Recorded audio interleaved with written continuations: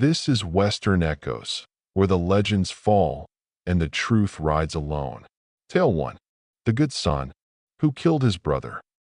My name is Micah Walker. I was born in 1880 and raised on a cattle ranch in the high plains of western Kansas. My father owned over 1,000 acres of grazing land there. Every fall we'd sell around 300 head of beef cattle and drive them to the stockyards in Denver. Growing up, it was my pa, my ma, my little brother Caleb and me. But they're all gone now. I'm putting this in writing now because there's something I've been carrying around with me for nearly 50 years, something I've never told a living soul. And I just need to get it off my chest. So, I'm writing it down and I'll leave it in the bottom drawer of my desk. Maybe someday somebody will find it and read it. Then they'll know what happened. I'm not looking for redemption. I know I'm way past that. I just need a clean slate before I go. One afternoon in the early spring of 1908, I was riding the fence line of the north pasture assessing what kind of damage a hard winter had left us to be repaired. My mare's legs sprung grasshoppers into flight and sent jackrabbits scurrying away. It was a long day in the saddle. Before Caleb ran off to seek his fortune, we did this together. But Caleb wasn't there. He hadn't been for years. As I rode along, I chewed on my anger, mouthing curses to myself. 3 years earlier, when Caleb turned 21, Pa gifted him a trip to Denver for his birthday, train tickets, hotel and restaurant reservations, and spending money. Caleb always got the best of everything from Pa.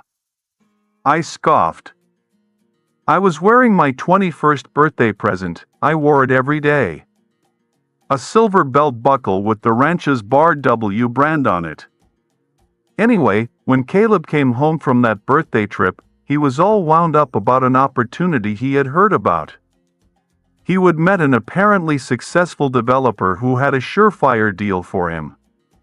He assured Caleb that if he could invest with him, his money would triple in 5 years. Caleb didn't have the kind of money the developer needed, so he asked Pa for his share of our inheritance. Pa was predictably open to Caleb's request.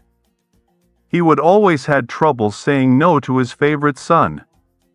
After making a few inquiries, he quickly concluded that the opportunity sounded legitimate.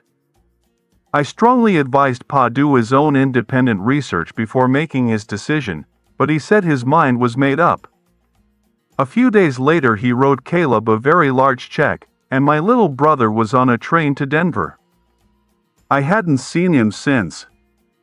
But that was about to change. A few days earlier my parents had received a letter from Caleb, the first in nearly a year. The return address was a rescue mission in the 5 Points section of Denver. In it, Caleb described his misadventure and asked to come home to make amends. The business developer had turned out to be a confidence man who took everything Caleb had and disappeared.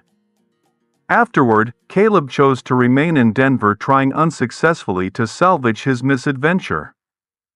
Eventually, he stopped writing altogether. Pa had even spent some time there searching for him the previous winter but returned home without any answers. My parents, unlike myself, were fine with welcoming Caleb back home. When I finally finished my circuit of the north pasture, I reined my mare towards home.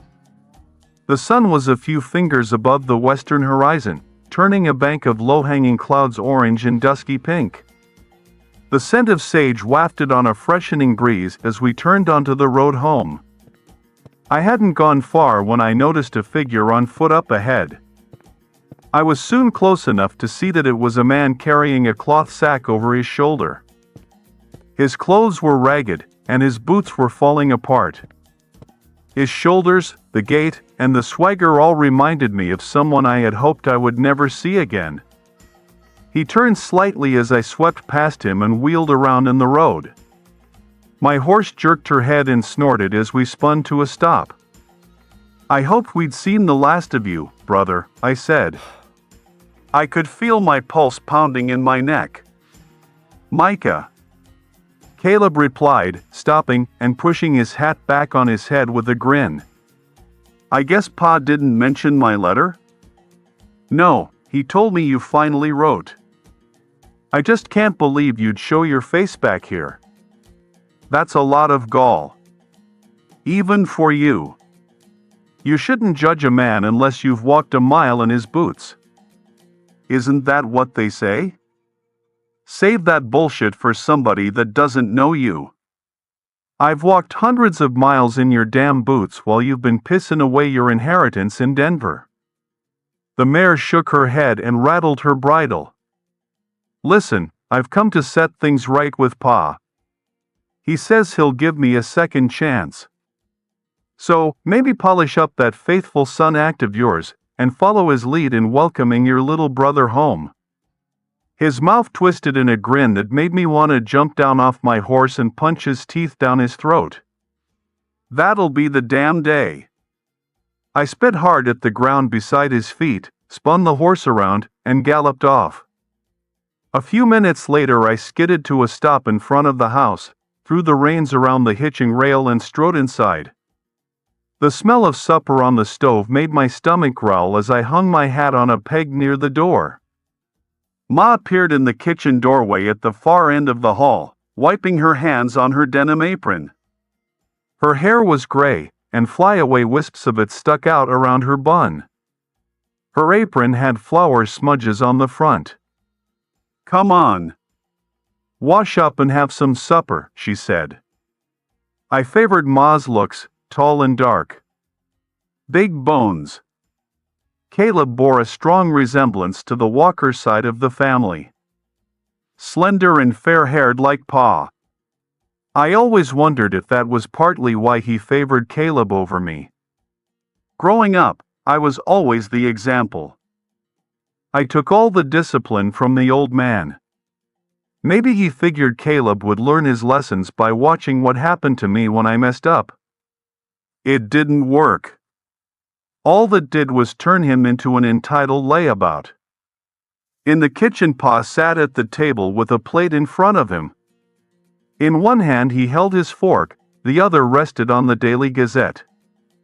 He looked up when I walked in. There he is, he said, looking up over his reading glasses, a forkful of chicken and biscuits suspended halfway to his mouth. How did things go today?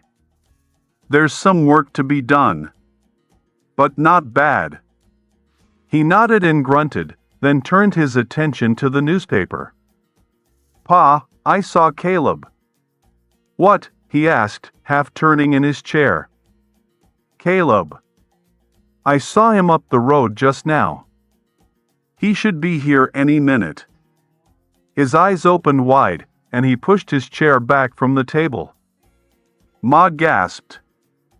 Pa dropped his fork and yanked his napkin from under his chin.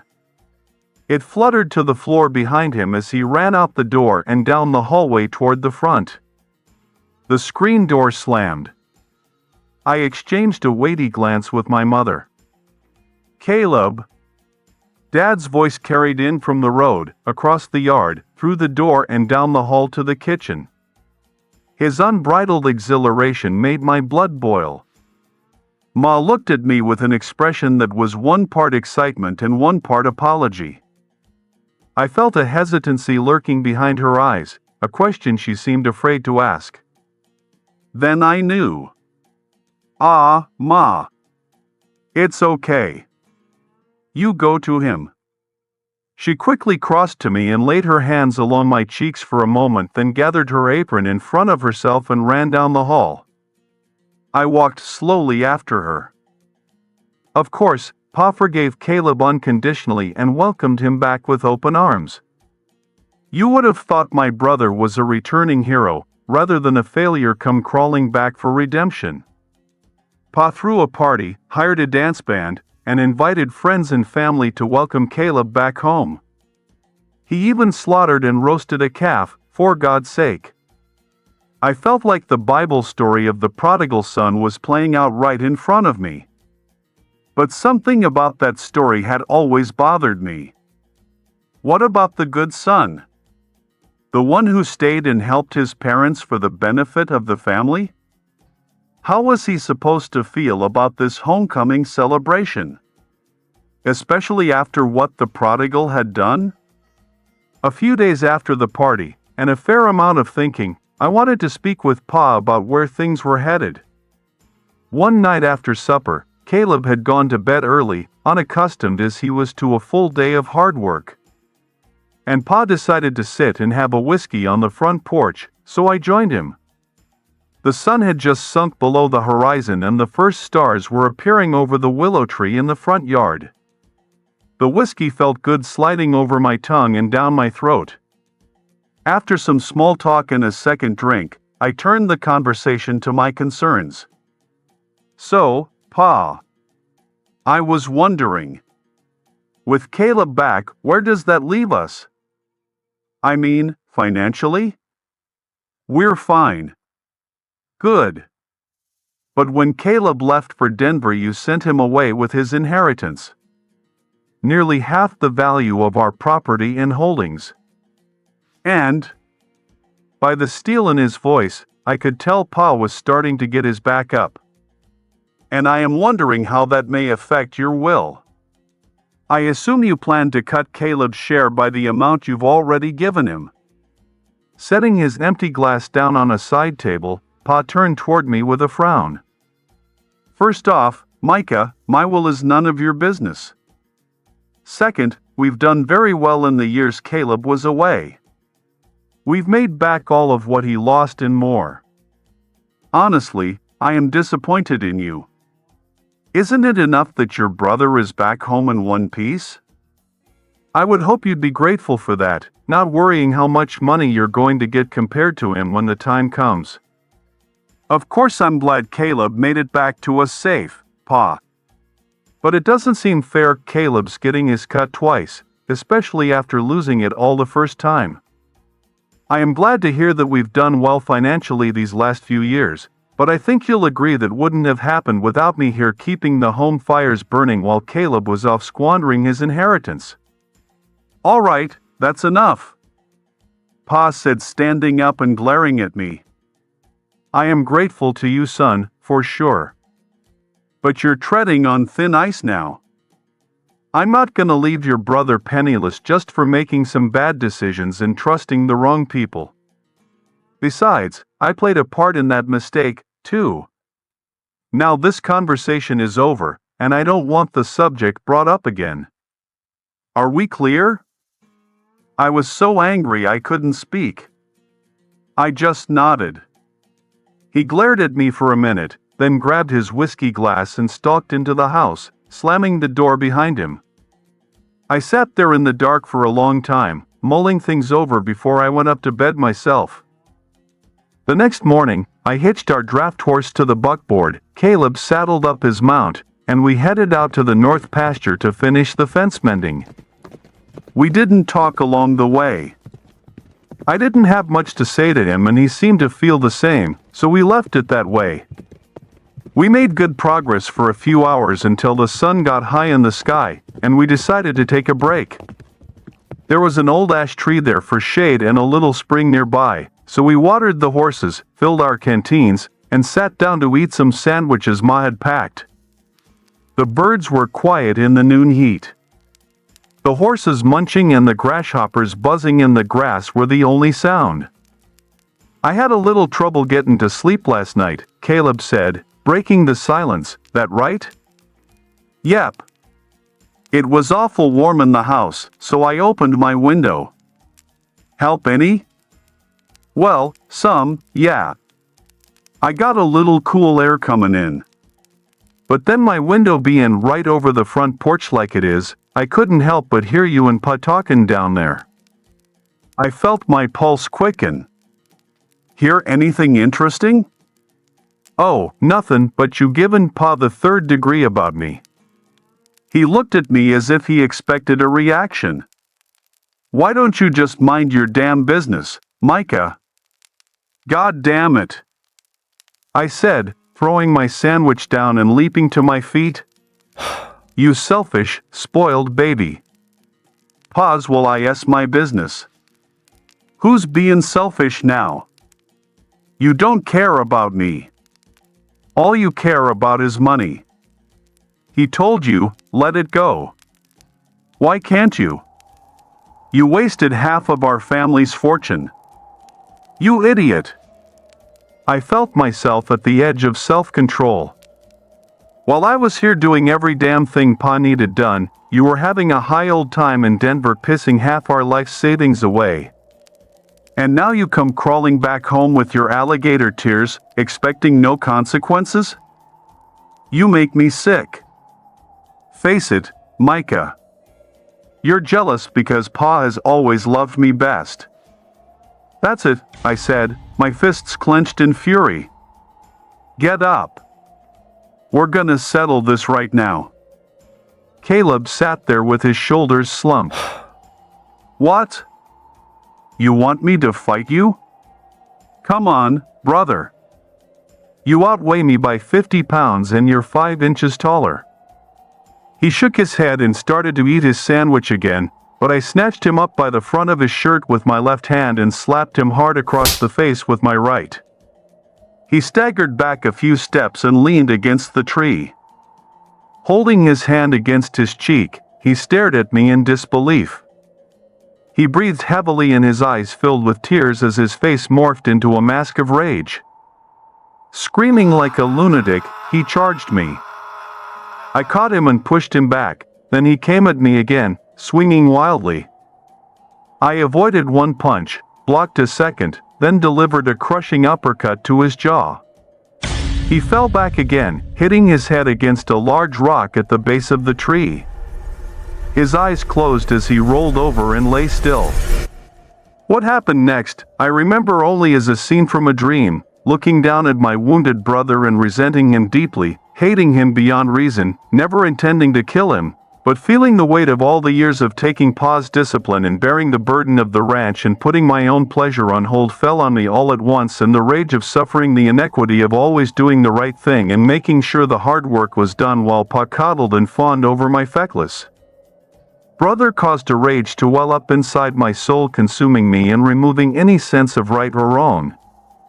With both hands I picked up the rock that already had Caleb's blood on it from his fall, held it over my head, as high as my arms would reach, then brought it down on the back of his head with all my strength. With a sickening crunch and a spray of blood, it was over. Then I came back to myself. I stared at him in disbelief as my rage subsided and my pulse slowed. He wasn't moving or making a sound. I stepped to his side and knelt. I pressed 2 fingers against the side of his throat. Nothing. He was gone. I sat for a long while, deciding what to do next. Then I gathered Caleb's limp body in my arms, loaded him into the buckboard, and tied his horse to the tailgate. The mile ride back to the house felt like 10. I drove into the driveway shouting for my folks. Ma came running from the front door. Pa followed close behind. Ma checked on Caleb and collapsed in tears on his lifeless body. What happened? Pa asked. Rattlesnake. Spooked his horse and threw him. His head hit a rock. So that was that. My troubled little brother was dead. My concerns about the inheritance were settled. I would always wonder, in light of the bad blood between Caleb and me, if Pa wondered about my version of what happened that day. But he never questioned it. Maybe he took it at face value. Or maybe he just didn't want to consider the possibility that anything darker may have happened. Either way, I'll never know. He's gone. They're all gone. And I'm alone. I never married. It didn't seem right to get that close to anyone without telling them the whole truth. And I couldn't. So, it's just me now. Me and my fortune and my secret. Tale 2. The most beautiful killer in the West. Wasn't done yet. They thought I was just a pretty face. That's why none of them saw it coming. Not even him. The pistol under her skirt was rubbing on her thigh, reminding her of the 3 bodies she had left back home. She would have to forget once she was on the road. She got into the wagon, holding the dry and unwashed hand of her new lover, Billy. Whilst he started the horses, she fixed her golden locks onto a better-suited traveling hairdo. She was dripping in fear of being caught, but she had to remain still while they were not moving. People might recognize her. Named after her great-great-grandmother, Annie, the lovely and beautiful, the murderous crazy Annie.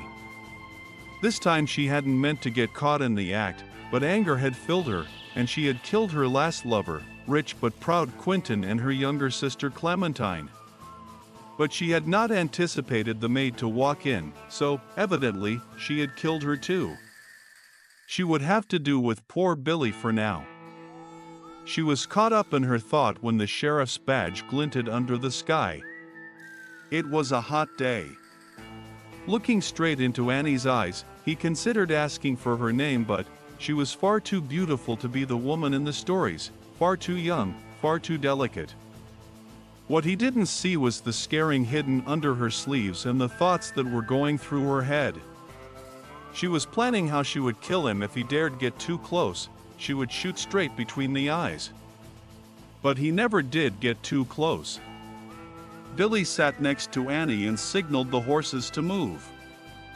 He complimented her hair, how beautiful it was, how delicate she was.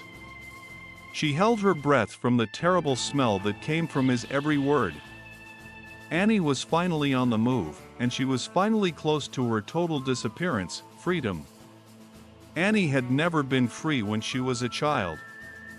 She had been powerless when she was young, undermined by both men and women. Her only weapon, her femininity, and her beauty were sometimes her burden too.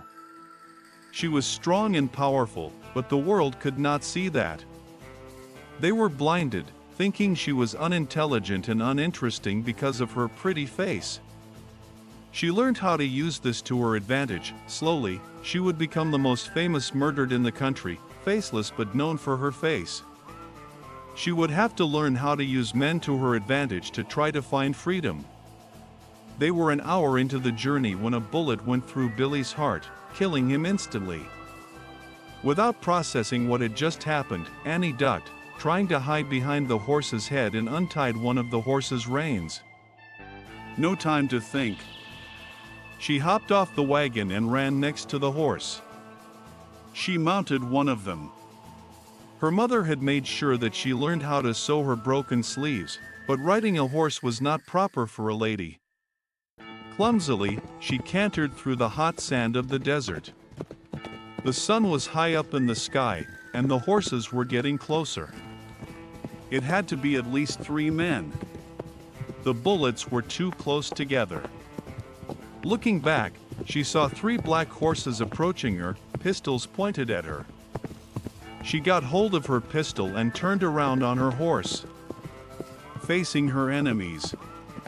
The horse slowed down, and she fired 1 bullet. It went straight to the man on the right, between his eyebrows. Squinting her eyes, she realized she was wrong. It was not the sheriff she had seen before at the small town. The man to the left had stayed behind while a man, dressed in all black, was galloping towards her. The man pointed the gun at Annie, and before she could respond, he fired. Thinking she had fired at her, she closed her eyes. She opened her eyes and found herself on the ground, the horse lying next to her in pain. The man was now right on top of her, pointing the gun at her. "Who are you?" he asked. "The bullet went into my man's head." Annie did not respond. She was listening to the horse's cries of pain. He had shot him in the leg to make her trip and fall. She could have thought about that too. How stupid of her. She held her pistol and shot the animal. She was tired of so much crying. The man seemed surprised. "Tell me who you are, lady." With this, Annie, from the ground, kicked the man's leg and made him fall. She stood up and took his gun off. pointing it to him now. That is no way of treating a lady. My apologies, my lady. He replied with a grin on his face. Who are you? Annie said, stealing his question. Good question. Who am I, Jed? The man replied, looking further on from Annie. The third man was standing behind her. You're about to find out. Total darkness took over her, and she slept. Annie woke up angry, angrier than she was before.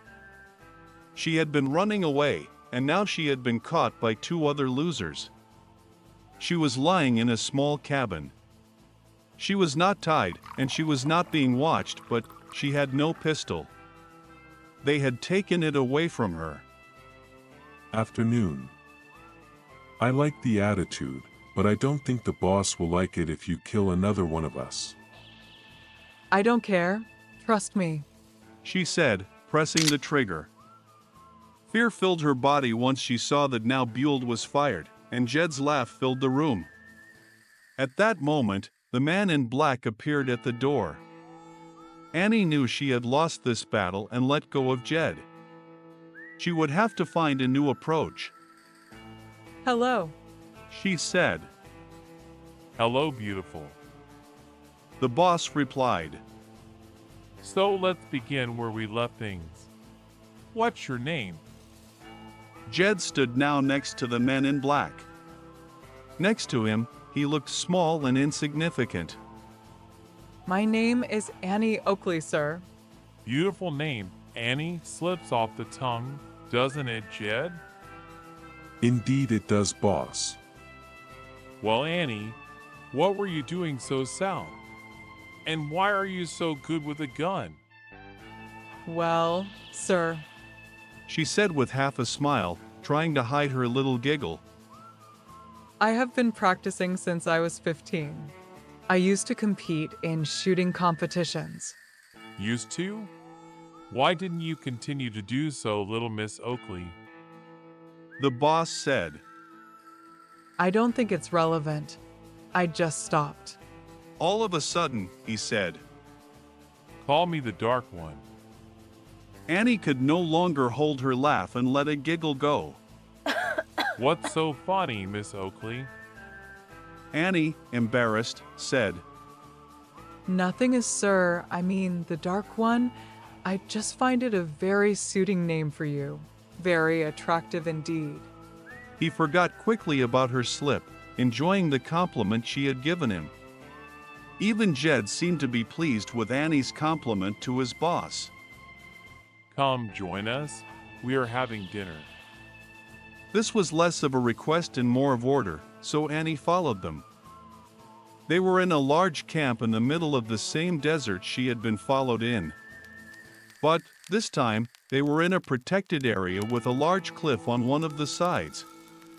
It must have had between 10 and 15 different cabins, all varying in size. They moved to the biggest one. Annie smiled at every man who passed, not caring if they smiled back. She was making an impression. She was not the crazy Annie anymore. She was the delicate little Annie. She could have chosen a different name for this new character, but this time, Annie was what fitted the situation as they had been attracted to the beautiful Annie, who looked good holding a gun. They entered the cabin. This one was more complex in structure, obviously belonging to the Dark One. It was, however, lacking in space and commodity. They lacked money, but they were smart not to show it to their visitors. Because that was what Annie would be, just a visitor. Annie will sit next to me, so we can chat. Annie smiled at the Dark One's comment. She would be happy to sit next to the most powerful man in camp. Halfway through the dinner, a very uneventful dinner where Annie had just giggled and smiled at the boss, he asked something she had been waiting since the pistol hadn't fired the bullet. I want you to join us. Expecting this question, she looked at the Dark One and gave him a confused look. I think your skills will help us with our work. and I think we can help you with what you want. And what is that? A new home. She had not expected this answer. Don't seem so surprised, Annie. I know who you are. Don't fool me. You are running away. I don't know what from, but you are. I have heard stories of you, the pretty face. Don't worry, they don't know you. He said when he noticed Annie tensing. She had never heard anyone call her that. When? The moment you killed Sam. What do you want from me then? I want you to be our distraction. A pretty woman to distract when we rob a bank. She didn't have to ask where. She was so ignorant. So stupid. They were bank robbers. They were the Black Gang. She had been so stupid. She should have known as soon as she had seen them running towards her. They were a ruthless, aggressive gang of thieves that never, not once, got caught.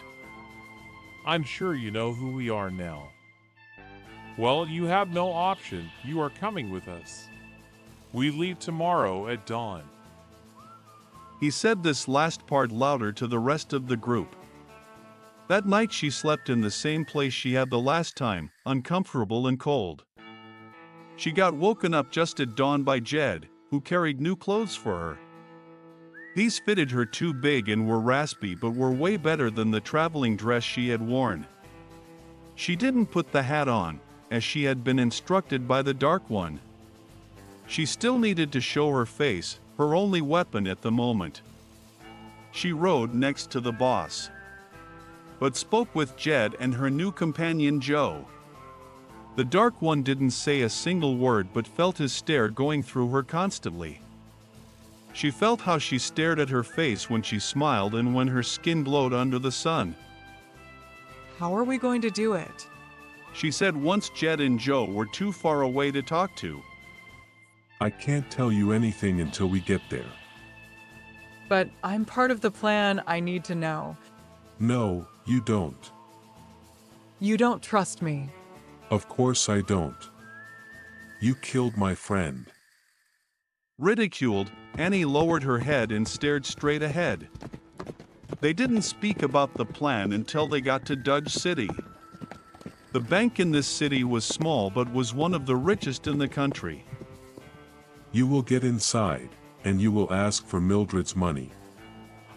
Who's Mildred? Asked Annie. No one. It will mean you are in position. The boss said. Wait, is that all you want me for? Act pretty and ask for an account, and then you steal the money? The Dark One smiled. Pretty much. You will have to put on this dress. He said, pointing at a pink fluffy dress. It was ugly, hideous. It was nothing like the one she had stolen once. The Dark One laughed at her reaction. You'll look very beautiful. Her trusted pistol was back on her leg once she entered the back that same day. Jed had given it to her at the last moment. Use it. He said to her and winked. She had heard of their robberies and how much money they stole. As she entered the bank, she immediately recognized Joe. He was sitting on one of the benches inside, acting like he was waiting to be attended to. He didn't look back. Annie asked for Mildred, and the man seemed to understand. He looked at her like she was a meal. At her chest first and then her face. She knew now why she was a distraction. Joe was slitting the security man's through and taking his place right outside the door outside the banker's eyes while Annie spoke nonsense about the inexistent Mildred. The moment the banker left through the door to find the key, the Dark One and Jed entered the bank. Silently, he stood next to Annie. They were already holding guns. The banker, a tall, clumsy-looking man, came back and realized what was happening. The boss looked at him and smiled. Joe was standing where the security man had been standing now. Everyone inside the bank was now on the ground, crying, weeping and scared of being killed. Hello, ladies and gentlemen. Started the Dark One. Please walk to the wall and stand next to it. When nobody moved, the Dark One shot the gun at the ceiling. Now! He cried. Quickly, everyone stood in a line on the wall. Annie was perplexed at how much the boss changed from one moment to the next. The clumsy banker started gathering the money for Jed, who was now the only one next to Annie. All of a sudden, the banker started running towards the back door. Jed was slow to see him, but Annie quickly held her pistol and shot the man's hand.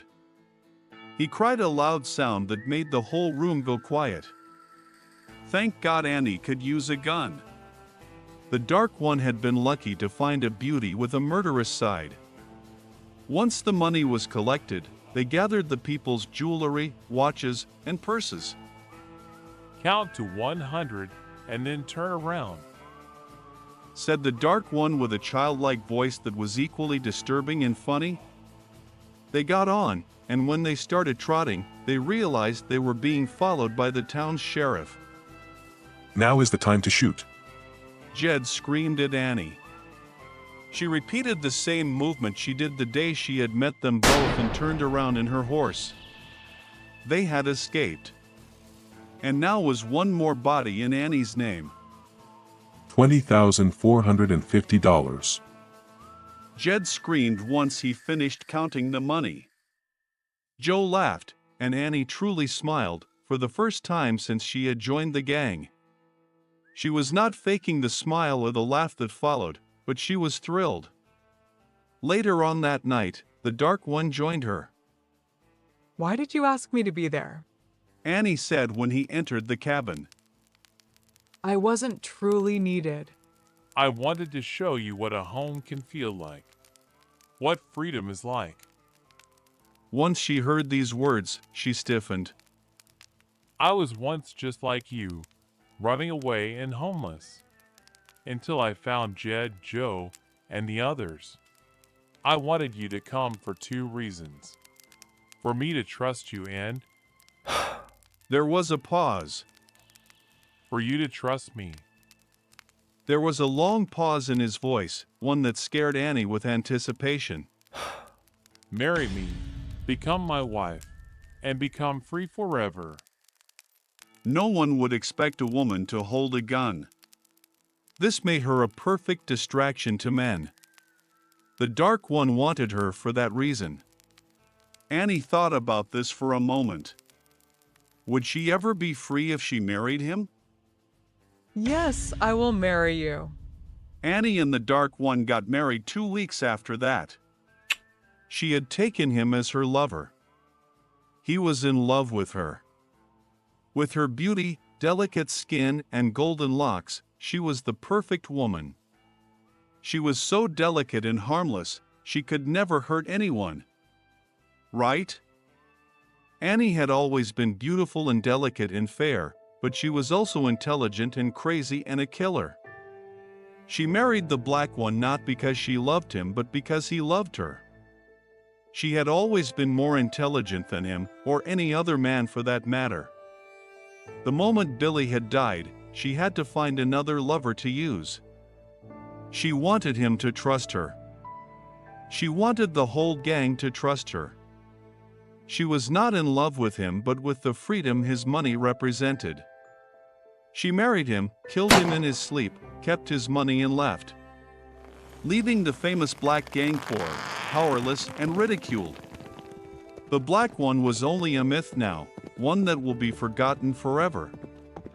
The Black One, whose real name was Colt, what a bad name it was always drowned in his own pride, and he never did realize what a monster was by his side.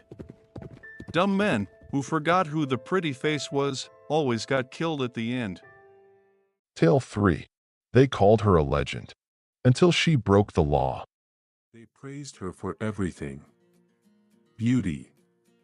Brains. Grace. But no one asked what she wanted. Until it was too late. When it came to Nora Banks, no one questioned anything. The morning after the jailbreak, the deputies were trying to explain why they had simply let the two known train robbers out of the cell and then locked themselves in that same cell, and watched those same train robbers saunter off to the waiting trio. The answer was quite simple. Nora Banks was the answer, always. Who bakes the best pies? Nora Banks, but she doesn't like to bake much, that's why we so rarely enjoy her offerings. Who sings the prettiest? Nora Banks, but she doesn't like to show off, that's why we almost never hear her songs. Who is the best dancer? Nora Banks, but she'd rather the gentleman dance with the quiet young lady over there, since Nora Banks is also the best at matchmaking. Nora Banks was the youngest child raised by two loving parents, 4 charming brothers, 2 sweet sisters, another 4 notorious brothers, and a solitary shrewish sister, not exactly in that order. Everyone agrees Nora benefited from an education like none other before or since.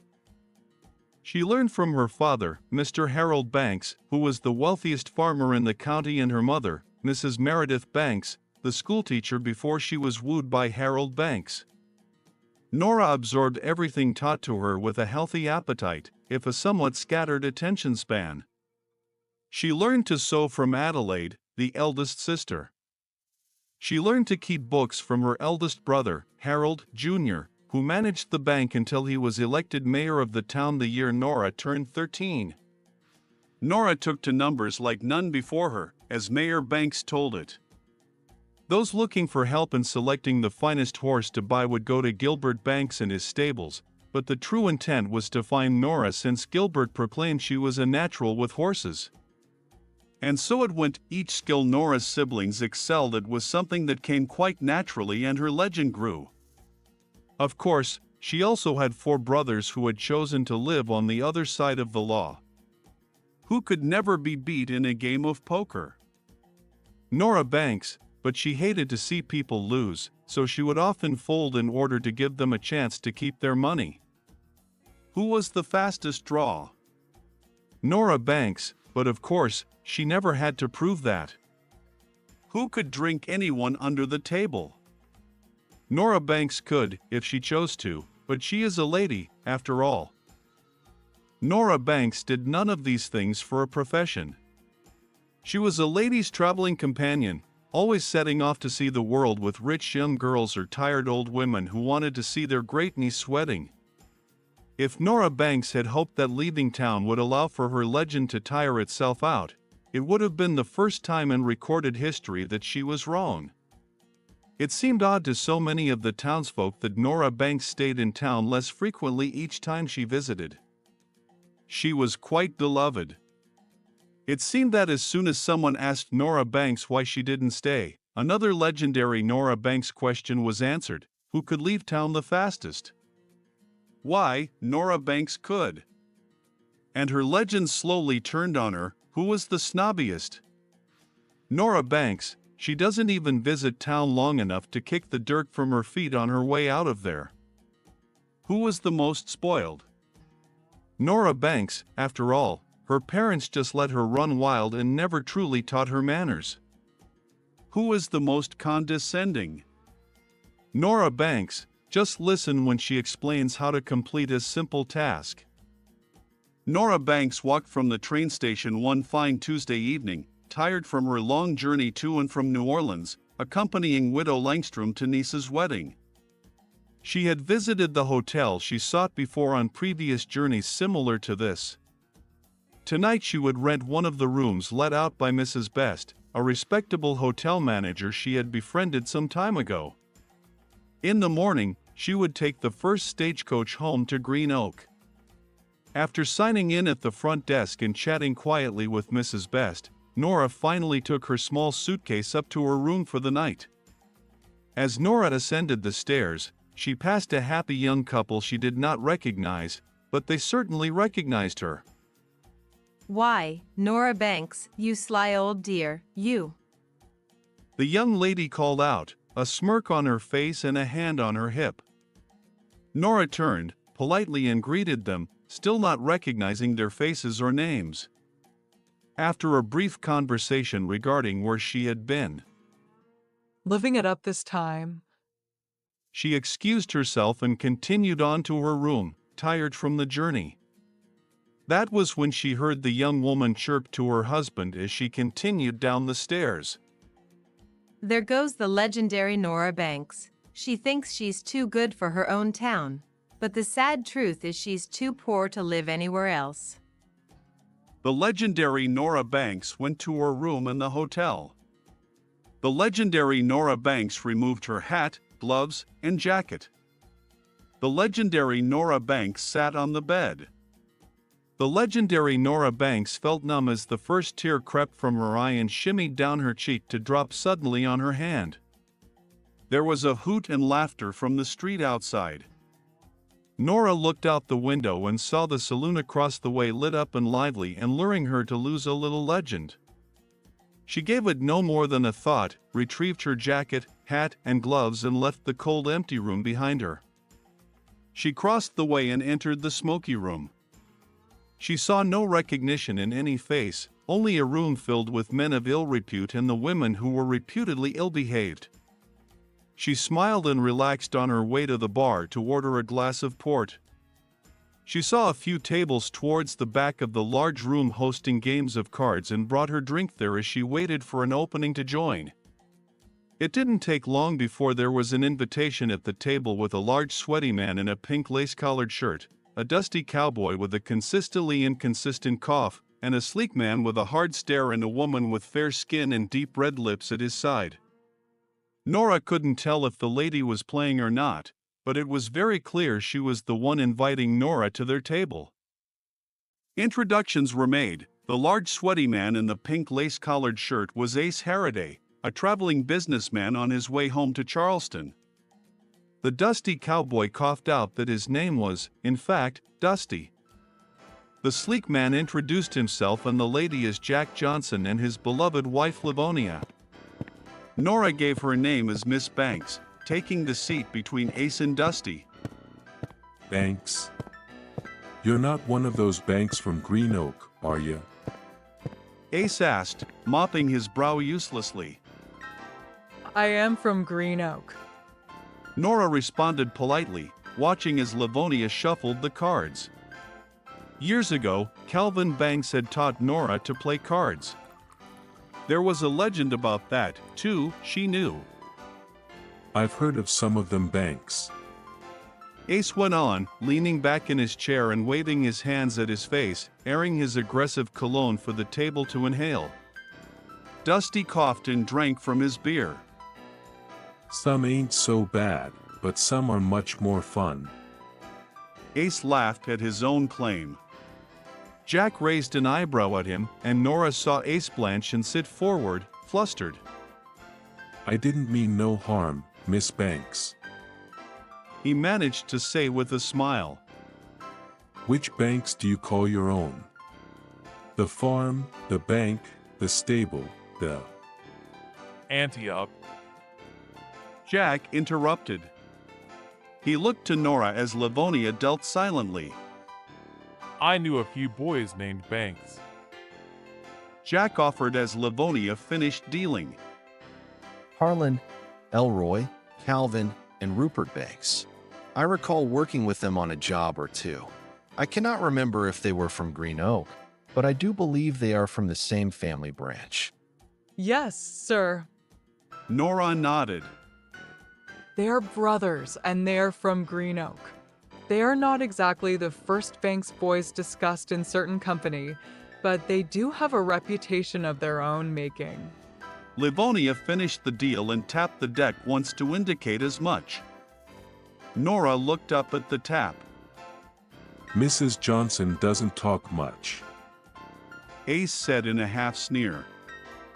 Clearly, it was an issue he had already attempted to discuss and been flatly denied. Jack spoke for his wife. Jack of Hearts high. He said, Your bet, cowboy. Those Banks boys, they uncles of yours? Dusty barked unintentionally, looking at the down card in his hand as he attempted to hold back a cough. No, sir. Nora replied. She let the silence creep over the game as she studied her down card carefully. Dusty coughed before managing to croak out his bet. Wasn't the oldest Banks boy a mayor? Ace asked, matching Dusty's bet. Yes, the youngest elected mayor to date. Nora admitted, quite proud of her brother. Checked. Coughed Dusty. All followed his lead, wanting to see the next deal and how it would develop. Livonia dealt the next round. Is that mayor your daddy? Ace asked, watching her carefully. Nora sipped from her drink, pretending Dusty's coughing fit covered the question. 50. He said. Livonia shook her head and placed her cards on the table and waggling her fingers to the right, sighing slightly. Jack smiled at her. It would seem my wife is out. Nora and Ace both met the bet as Dusty studied the cards on the table. Finally, he threw down his hand and managed to stave off another cough. It ain't worth it. He said. I'm out. He took another drink of his beer and drummed his fingers on the table, suddenly bored. Coughing quietly, his eyes settled on Nora. I heard about one of the Banks girls. She's supposed to be something else. Another coughing fit seized him fiercely. I heard of this daughter. Jack smiled wryly. She can outdraw anyone who challenges her, outdrink any drunk, outplay any gambler. Legendary. Nora sighed. The legendary Nora Banks. That's her. Livonia smiled. Jack nodded in agreement. The one and only. He murmured. Nora's cheeks burned in her shame. She looked at the cards in front of her. Let's make it interesting. Ace grinned, his face shining with sweat. I'll go your 50 and then 50 more. Mr. Johnson, I'll see your bet and raise you 100. Ace said, still holding his slick grin. 100 more to you, Johnson. Jack showed no emotion. He put in his 100 and looked to Nora. Jack showed no emotion. He put in his 100 and looked to Nora. Your bet, Miss Banks. I'll see the 100.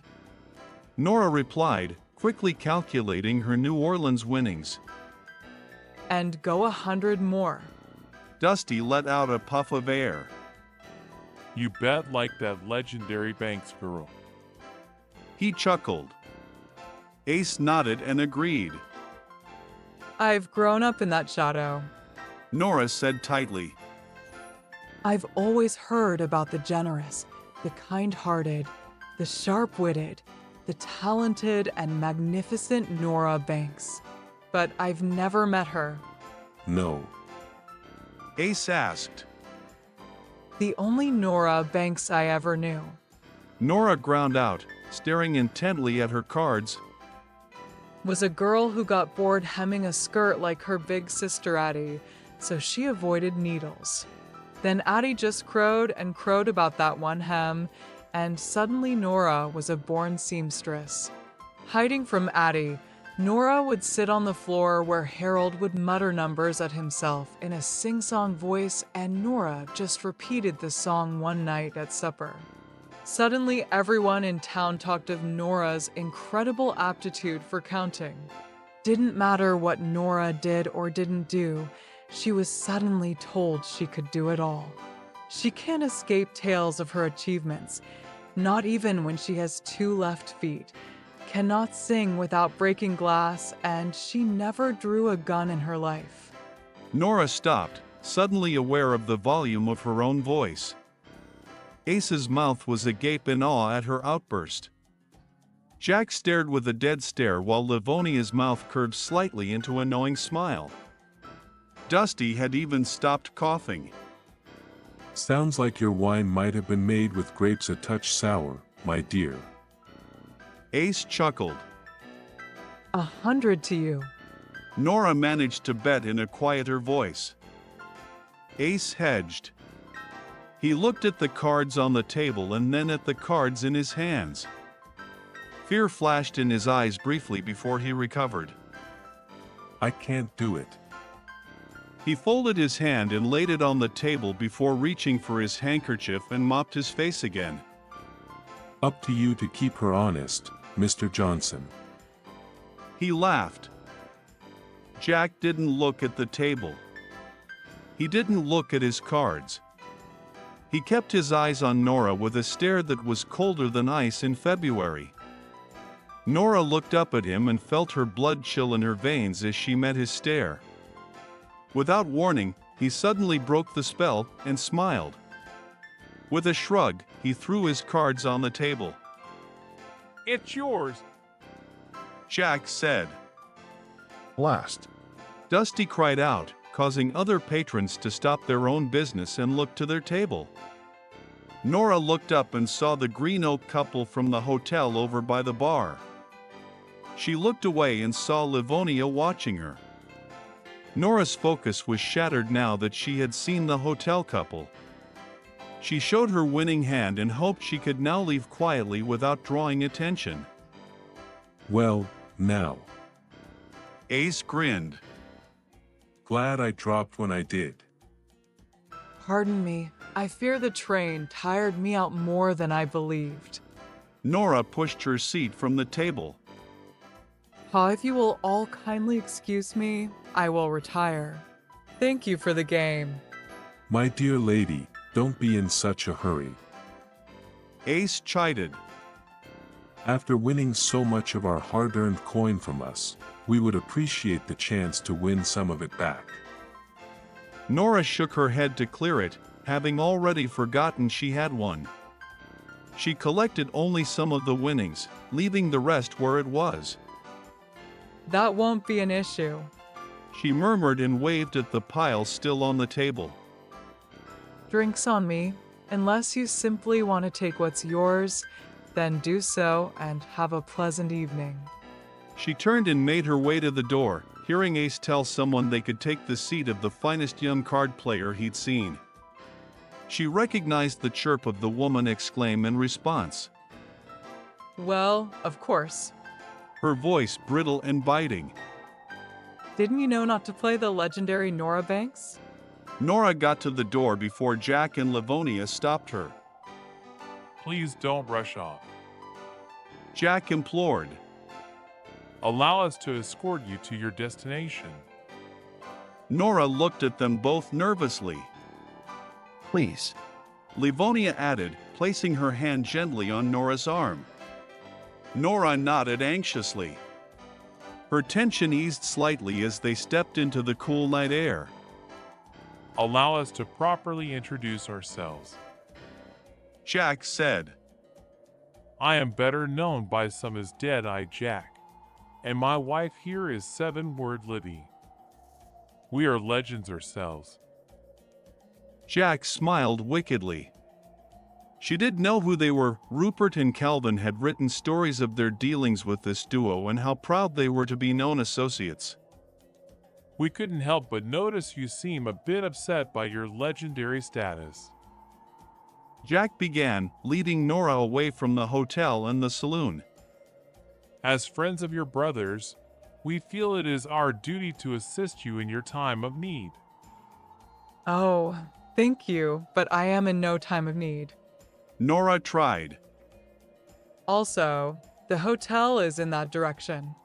Many times, when a legend is applied to one, Jack drawled invitingly. it is not by choice. A legend is a hard thing to live up to. You can say that again. Nora sighed. I never asked to be this. But once you find yourself a legend so powerful it overcomes even you. Jack slowed his walk to a stop. He smiled at the dimly lit building. There is really only one thing to do. And that is? Nora sighed, looking wistfully at the hotel behind her. When neither Jack nor Livy answered, she finally faced the building they eyed. It was the county jail. You embrace your legend. Livy smiled in the moonlight. Inside the jail, Harlan and Elroy Banks await judgment or freedom. Jack explained casually, releasing Nora's arm while his shoulders relaxed and his wife's hand rested in the crook of his elbow. I could continue with my original plan and attempt a jailbreak, or Nora's voice trailed off as Jack's head, hoping he would finish his thought. Instead, he turned and led Livy to the doorway of the darkened storefront nearest them. Nora looked down and found a pearl-handled revolver in her hands. Somehow Livy or Jack must have placed it there when she had been distracted. She looked back up at the jail. They were her brothers, after all. She couldn't break her mother's heart by just letting them rot there until judgment called. She looked back to Jack and Livy and understood. She smiled a slow, wicked smile she'd never smiled before. She knew in her heart there would be no questions once she introduced herself. I am the legendary Nora Banks. She whispered. When it came to Nora Banks, no one questioned anything. Tale 4. He wasn't a hero. He was death. In a society built on the ideals of man, who can truly say what is morally good, and what makes you a villain? In our own minds, we are never truly evil, only operating in a way that seems correct to us, with what few standards are set for humanity. In a world of storybook heroes and villains, who truly is to blame? The man aligned to his own sense of morality, or those who align themselves with the moralities of those in power? Those pawns of power seem to detest people like me. Rebellious people love me. But what does that make me? A villain? A wild card? I take a drag from the cigarette poised between gloved fingers and exhale a halo of smoke. Symbolic, I would like to think, a reminder that death is an angel as well. A trail of flames spans out in front of me, burning toward a lone building seemingly pushed off to the side of town. The rickety hotel erupts into flames and I flick my cigarette butt to the ground, crushing it into the dirt with the heel of my boot. My coat whips around my frame as the wind picks up, feeding the already growing flames. The empty gasoline canister at my feet topples over in the gust and I lower the brim of my hat over my eyes as I turn away. Fire consumes everything in this arid climate almost instantaneously. The wooden structures being bleached and dried up like old snake sheds helps. A crack echoes through the otherwise still night and I hear the building shudder. Stick snickers leaning his frame against me and I notice his flared nostrils and ears perked to attention. I steady him with a palm against his neck, and his muscles twitch in anticipation as I climb into the saddle. Glancing over my shoulder, I watch as the blaze consumes the upper level of the hotel. Any time now.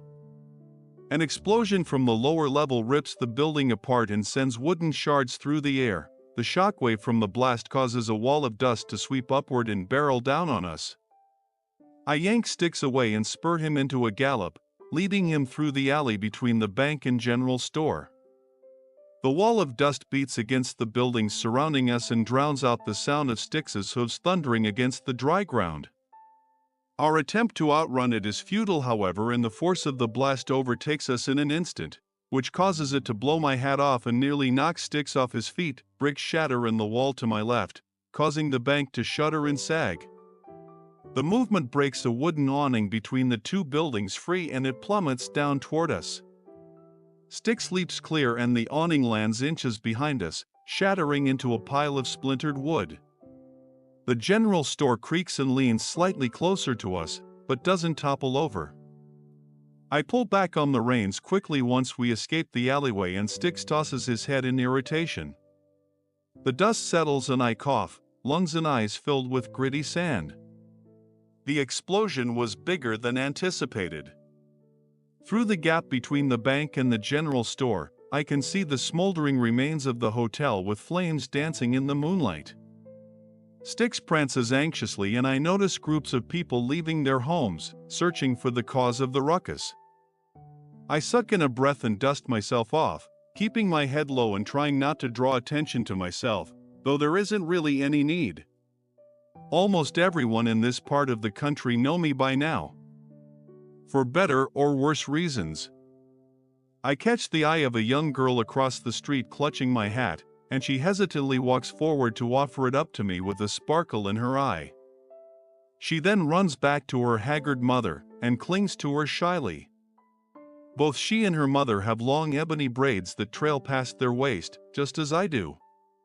With the reins in one hand, I turn Sticks away and tip my hat to her with the other. The girl's dark eyes follow me, as she curiously points me out to her mother, an Osage woman, who steals a glance as I pass by. I could swear that a look of relief passes over her tired face. I nod in her direction and spur Sticks into a gallop, hoping to make it to the next town by morning. Word has a funny way of traveling out here in the tribal lands, and I want to make it out before anyone hears of this incident. Mama, who is that man? The young girl asks, gripping her mother's nightgown in fright. Yet a lurking itch of curiosity hides behind her question. The stench of burning crude oil fills the air in suffocating clouds, followed by the smell of burnt hair and alcohol. Her mother watches the man on a pale stallion as he rides off into the night, both adorned with silver conchos and thin, decorative chains. The faint sound of a bell can be heard as they fade away. Her mother replies in a hushed tone, the other people in the town already whispering amongst themselves. His name, dear one, is Death. My father was a failing English businessman who found solace in the bottom of a whiskey bottle, drowning his sorrows after my mother, a beautiful Osage woman, was brutally murdered. Her killers never found. I was only a child when I realized that the Osage people were born of luck and misery, their lives marred by blood and money. After crude oil was discovered on tribal land, the Osage quickly became the richest people this side of the Mississippi River. However, their joy was short-lived. And like many times before in their history, the Osage were forced to make way for a wave of black-hearted Englishmen donning suits and smelling of death. These men brought hell on earth to my people. And I intend to make them suffer the same grueling fate that we have. Bells toll in a distant cathedral, and the light of a rising sun warms my back as we enter the town of Pawhuska. My legs have gotten stiff after our night-long journey, and sweat trails down Sticks's hide. This town has changed a lot since the last time I saw it, fewer places to tie up a horse, and power lines that cross overhead like barbed wire fencing. I find the Mason Hotel and dismount, tying Sticks to an electrical pole near the front entry. And after securing his feed bag, I loosen his girth strap. This won't take long. I whisper and pat his neck. The front lobby is overlooked by lofted windows and lit by twin chandeliers twinkling like sunrays. A mahogany reception desk sits on the far side of the lobby, followed by a bar area to its right. An audible silence falls over the room of early morning patrons as I make my way across the lobby, spur bells jingling and echoing through the vast space. How may I help you, sir? A young blue-eyed boy asks, glancing from my face to the gun strapped to my waist as I lean against the reception desk. He looks to be about 10 years old, with fading bruises nearly covered by the sleeves of his button-up. I'd like a drink for me and my horse if you don't mind, I reply, looking past him toward an aged man watching from the bar area, and I'd like to have a word with your boss. With a kick to the chest, the older man stumbles and falls backwards against his ornately carved desk. I walk closer, spurs jingling, and stand over his fallen body. I'll only ask this once more, where is the auction going to be held, and when? The man wheezes and coughs. You'll burn in hell for this. I place my boot on his heaving chest just above his heart and lean down, shot glass in hand. Tell me, would it be worse than this? My mother was slaughtered before my eyes, and I watched my father drink himself to an early grave. Also, men like you could live a life of luxury, pockets lined with the money stolen from my people. The man coughs and I lean back, relieving him of the weight. Now, answer the question, where is the auction to be held? I demand, and tip my glass back. The whiskey burns over my tongue and lights a fire in my chest. You could have asked anyone. Everyone knows it's being held at the old church at noon. Why choose me? The man sputtered pathetically and I set the glass down onto his desk. Because I thought you'd like to know that your shipment of oil won't be coming in today. I see the man's glassy eyes widen in horror. I suppose it will be common knowledge in a day or two, but that won't be very useful to you, now will it? My boot presses down on his chest again, and I pull back the hammer on my revolver. If the devil asks, just tell him I sent you. I find the young blue-eyed boy outside tightening Styx's girth strap, a bowl of water on the sidewalk behind him. Thanks, kid. The boy pauses and studies my soiled boots, then looks up at me. Are you going to stop them from taking more land? His voice is quiet but even. I nod, I plan to. Then reaching into my pocket, I pull out a wad of cash and toss it to him. His gaze flicks to mine and his hand clenches around the money in a fist. Those men, they killed my sister and her husband. I nod somberly, I understand. The boy pats Styx and scurries off, glancing at us a few times over his shoulder. I untie Styx and step into the stirrup, noticing that the blood spattered across the top of my boot is already crusting over. Let's finish this, shall we? I see women and children peeking out of windows and retreating behind lace curtains to exchange hushed words. I pray to God that none of those businessmen are their husbands or fathers. The church is an old wooden building, long abandoned and forgotten.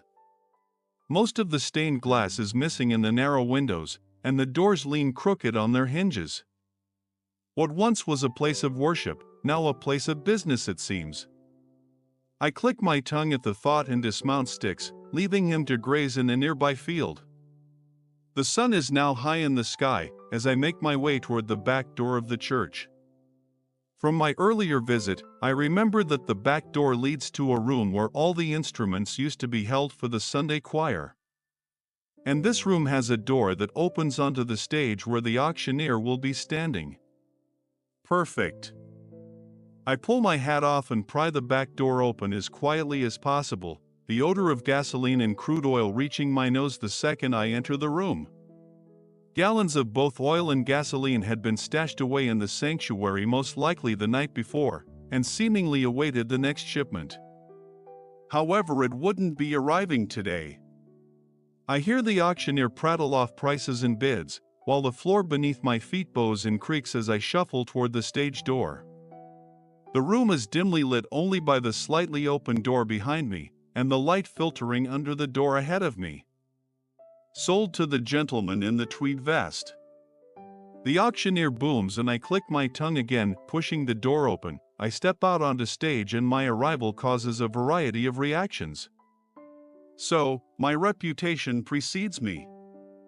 I chuckle bitterly. It seems to me that you men didn't pay much attention in Sunday school. I walk closer to the pulpit and the auctioneer backs away quickly. I set my hat down and continue. Something very similar to this happened in the book of Matthew, I believe, Jesus cleansing the temple. The businessmen in the front row of pews stand and pull out their guns, their hands trembling. What is the meaning of this? They demand indignantly and glance at one another. Terrified whispers echo through the room, and I look out over the crowd somberly. I came to bring you the news that your boss won't be joining you today. He's dead, along with all the other men that were bringing in your next shipment of oil. A jolt of fear passes through the crowd, followed by a few indignant yells and now, settle down.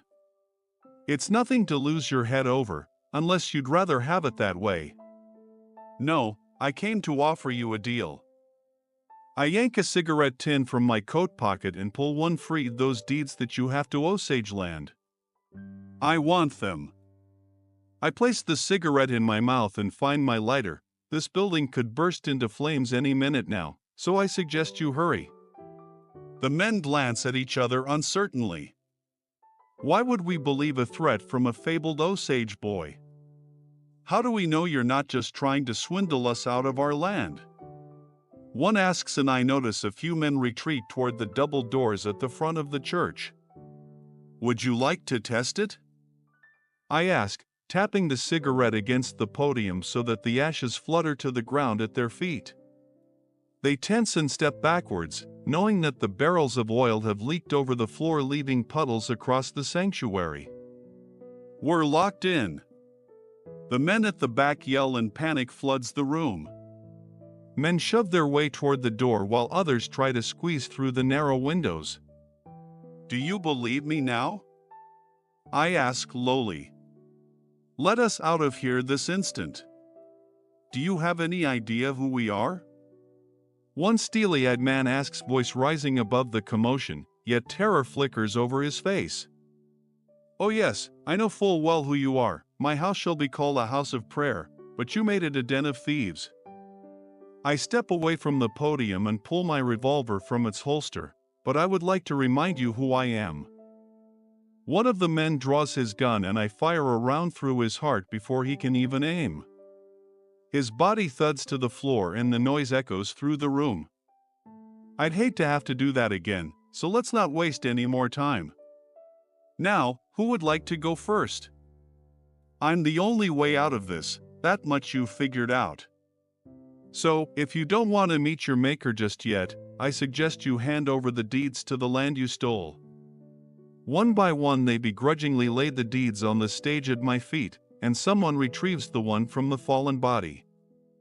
After picking them all up and stuffing them into my vest pocket, I take one last drag from my cigarette and straighten. Well, let us out. We don't have all day. One of the men notes sourly. I exhale a puff of smoke and chuckle. I apologize, gentlemen, but I haven't cleansed the temple yet. I flick my cigarette at their feet and the floor bursts into flames, promptly setting their pant legs on fire. They scream and leap away from the spreading flames, only to set the pews on fire as well. I grab my hat and back towards the stage door, catching their eye, and they draw their guns once more. Shots ring out and one whizzes by my ear while another grazes my shoulder. A group rushes to the stage, and I turn and run. I shoulder the outside door just as they file into the instrument room, and a bullet embeds itself into my thigh. The burning pain causes me to yelp and stumble through open door while the group of men run toward their only escape. A thick metal rod falls into place once I shut the door completely, barring them inside. Flames lick at the roof and smoke billows out from underneath the door, causing a barrage of coughs and curses. I back away from the smoldering building and limp toward the field I left sticks in, knowing that at any second an explosion tears through the building and the force of it throws me off my feet. I land in a heap at the foot of a nearby elm tree, and lay gasping for breath.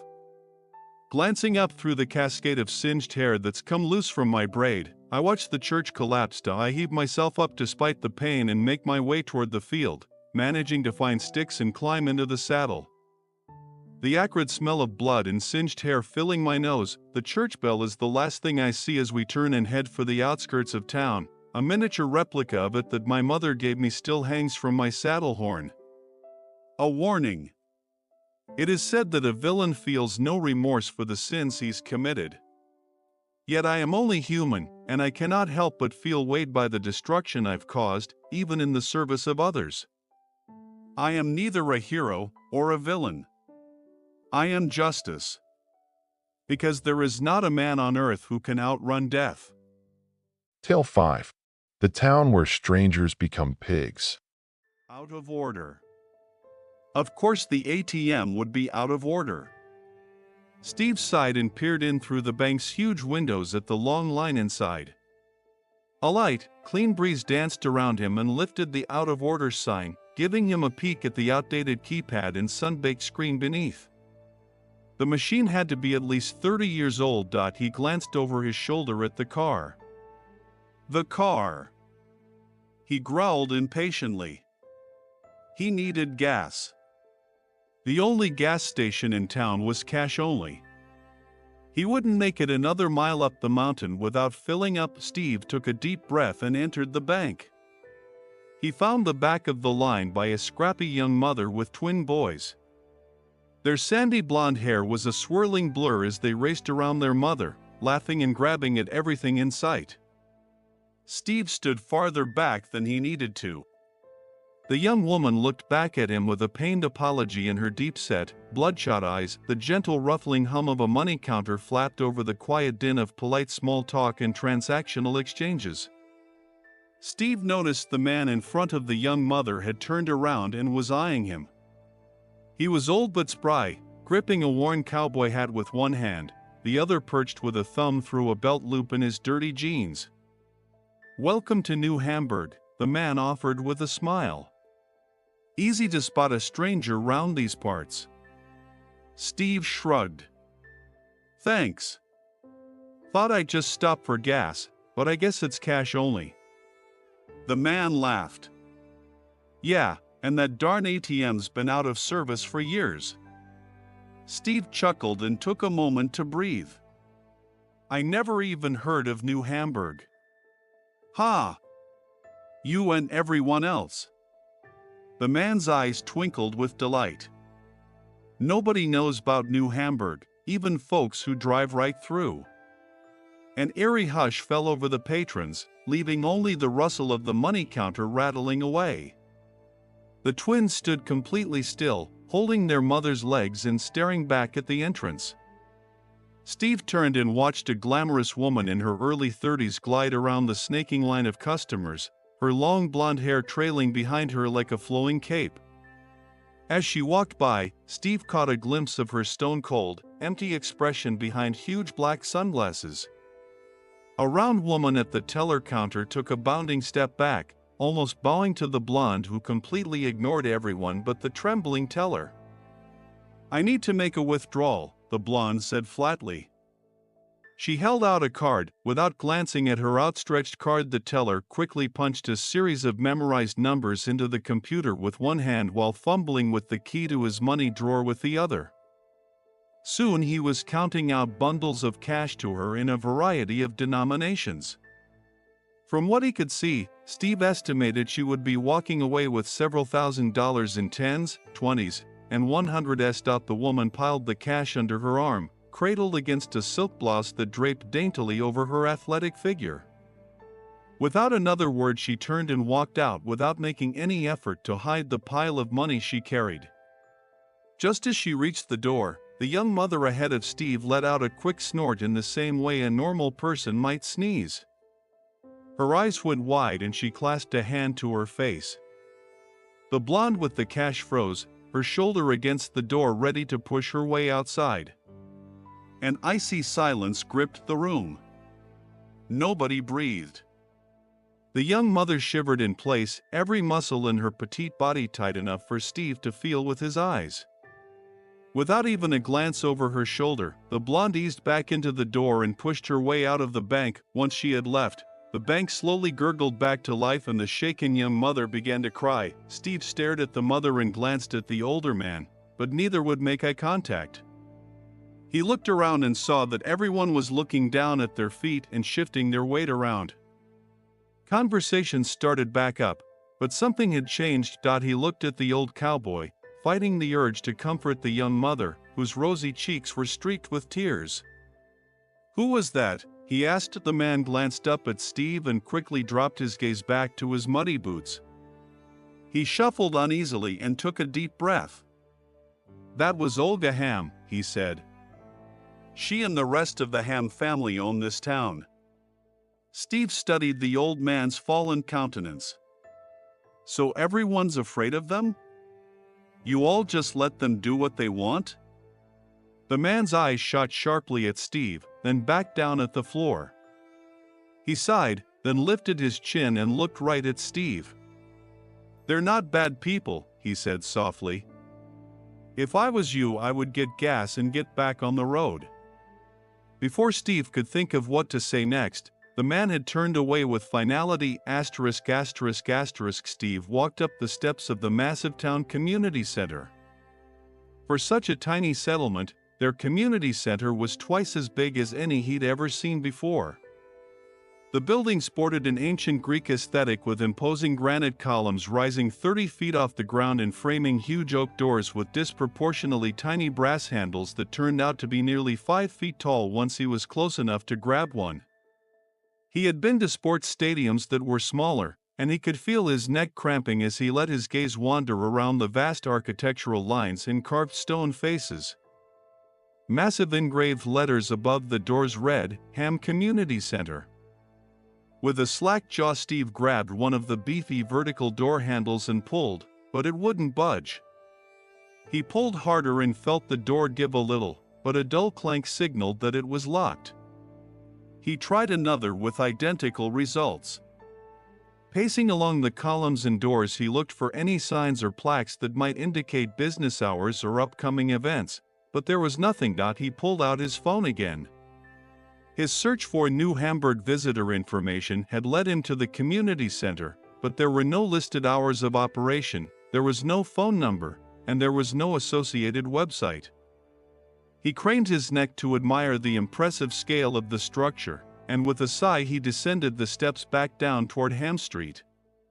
"Good afternoon," a kind, scratchy voice called out. Steve looked around and saw an old woman walking a tiny, proud dog. She wore a loose gown that could have easily been mistaken for a nightgown, and her smile was carved into a knotted and grooved sack of hanging flesh that drooped from her skull and swayed as she ambled behind her dog. "New in town?" she asked, shuffling to a stop as Steve closed the distance on the sidewalk. "I thought I was just passing through," he said, grinning under a worried brow. "But I decided I'd like to learn more about your beautiful town." The old woman let out a hearty, nervous laugh, holding a hand to her chest and making Steve wonder if she was having a heart attack. "No need for flattery," she chuckled. "There's nothing beautiful about New Hamburg."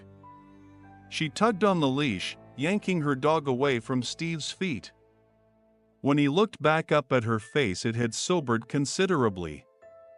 "There's nothing worth your time here," she said in a low, somber tone. Steve gawked at her as the corners of her mouth pulled back up into a smile and she resumed ambling forward.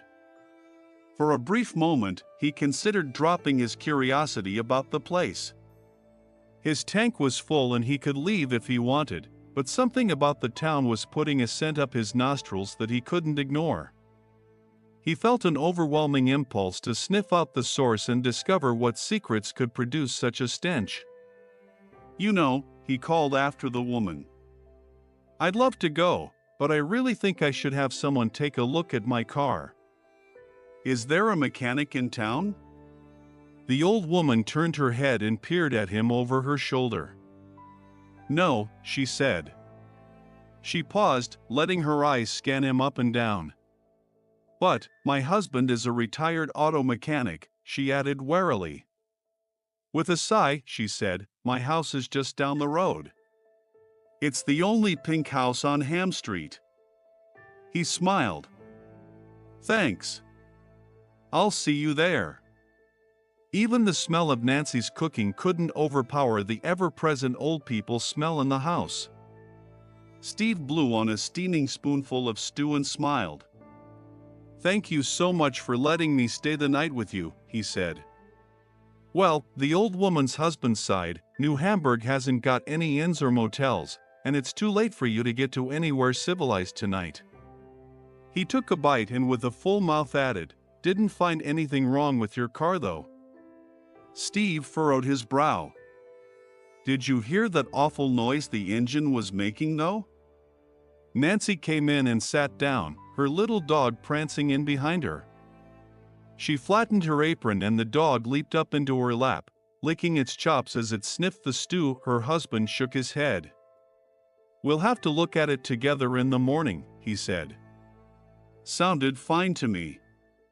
"Well, thanks again for your hospitality." The old man eyed his wife sternly and she raised her eyebrows, shaking her head gently. Nancy cleared her throat. "It's the least we can do," she said, smiling politely. "Hope you don't mind sleeping on the couch," the man said. "Not at all," Steve smiled. He added, "You know, I am absolutely fascinated by your town."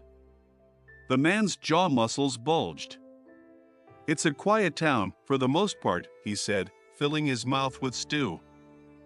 "What can you tell me about the Ham family?" Steve asked. The old man grunted and continued chewing. Silverware clattered noisily against a bowl and Nancy gasped.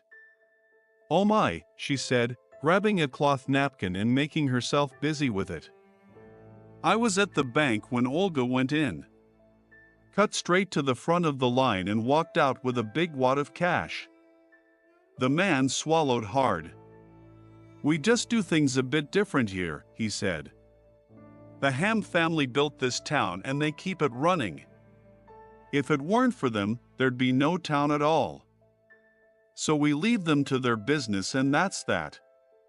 He shoveled another spoon into his mouth, letting half its contents splash back into the bowl. "What about that massive community center?" Steve asked. "What kinds of events do you hold there?" The old man glared at Steve. The little dog jumped down to the floor as Nancy abruptly got to her feet. "I'll lay out some blankets for you," she said, hurrying out of the dining room. Steve awoke to the little dog's frantic yapping. There was a crash in the dark and he heard the old man crying.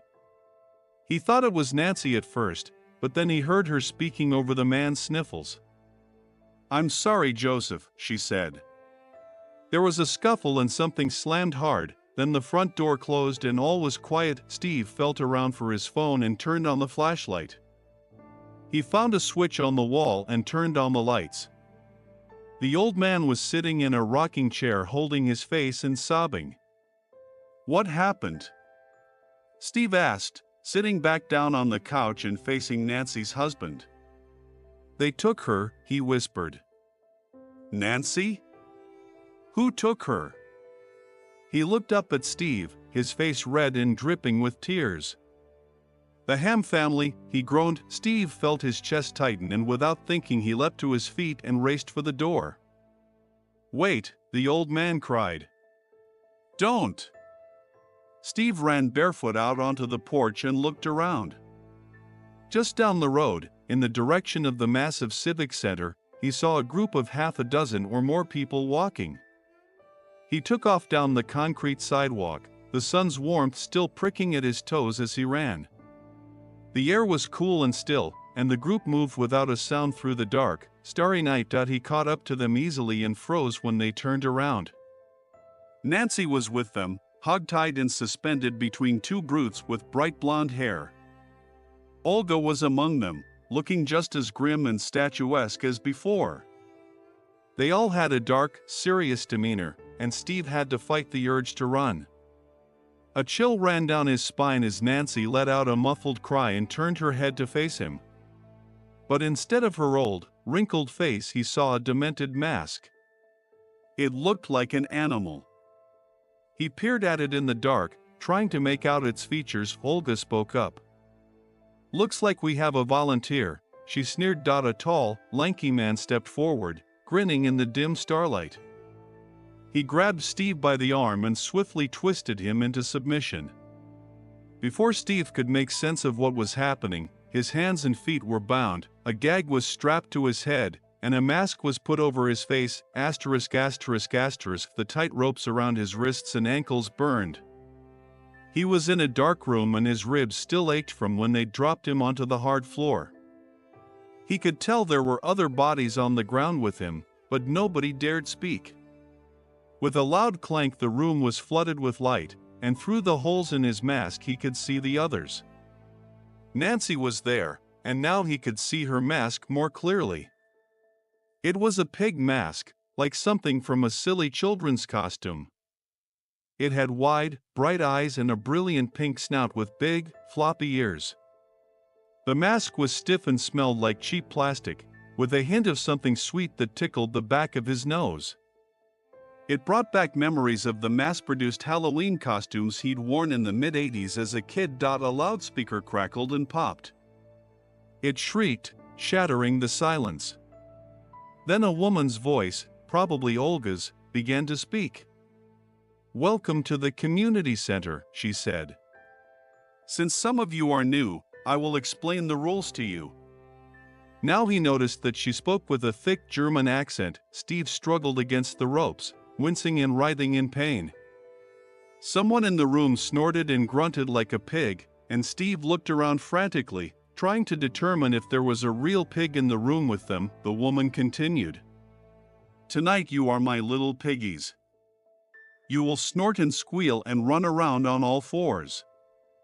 We are the farmers. We will chase after you and round you up in the pig pen. If you manage to evade us for a whole 30 minutes, then you win this round. When you win, you become a farmer and hand your pig mask to one of us. Your goal is to turn all of us into pigs and then round us all up in the pig pen. Steve froze, his mind racing. He waited a moment, listening for more, but the speaker clicked off. A door opened and someone entered.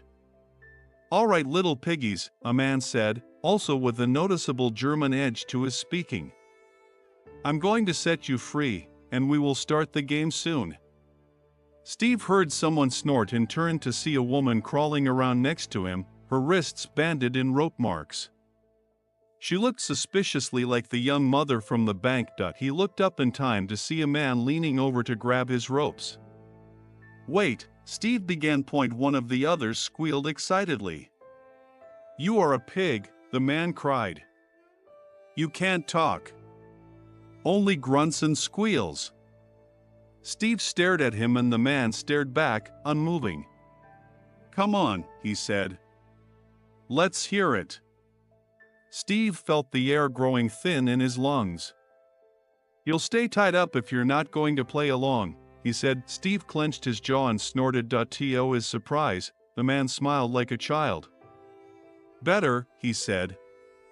With a hard pull, the rope was loosed and Steve stretched out. Remember, you are a pig, the man said sternly. Then he moved on to untie Nancy. Within minutes the man had left and one whole wall of the room had opened up like massive barn doors, revealing a sprawling maze of fake trees, rock walls, and little huts. The tall ceiling was painted blue and white and massive lights bathed the indoor arena in light that almost made it feel like daytime. The speaker popped and crackled again. All right, piggies, you have 10 minutes to hide, and then we're coming after you. The voice began to laugh. To Steve's surprise, it wasn't an evil laugh. It sounded more like the delighted giggle of a child on Christmas morning. He scooted close to Nancy and whispered, Have you done this before? Nancy snorted loudly, then whispered back, Yes, but don't let them hear you talking. You are a pig. He tried to lower his voice even more. But, just play along, she hissed. It's how they have their fun.